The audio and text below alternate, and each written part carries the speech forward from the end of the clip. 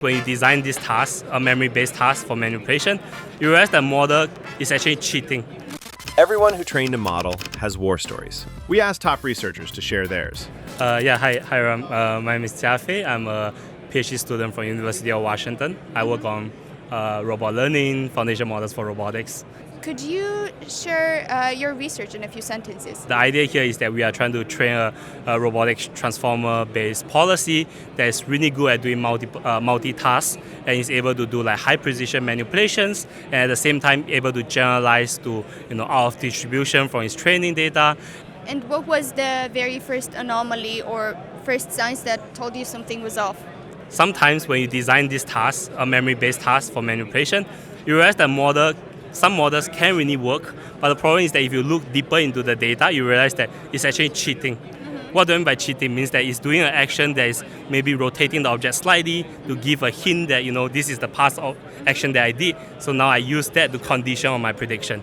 And that cheating behavior, we need to be able to spot it and design our task in a way that's more better, in a way that it mitigates this behavior, so that we can really test on whether the policy is able to have implicit memory for manipulation.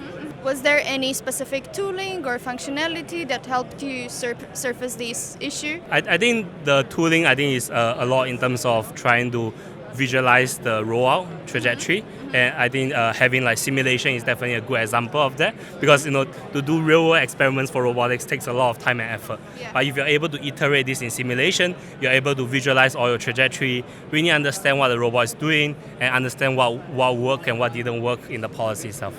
And how much compute or wall clock time did the failure burn before you caught it? I would say 100 hours of What did the final fix look like? So the final fix is that we are able to design a set of tasks that's memory specific, that sort of really breaks the assumption that's Markovian, so that when any policy that tries to run on it, when they have to make the critical decision, they will just guess. And you are seeing that in the result. So you are seeing like 33% success because there's 3 different drawers that it has to try to open. Whereas in our method, we are able to succeed almost close to 100%. And is there a particular metric that you're especially keeping an eye on now? In terms of 2 things, whether how good is the policy in terms of solving some of these tasks, which is like success rates on these tasks, and also on like we also keeping eye on like how generalizable are these tasks in terms of benchmarks that evaluate generalization. So those are like different changes in between perturbation and non-perturbation.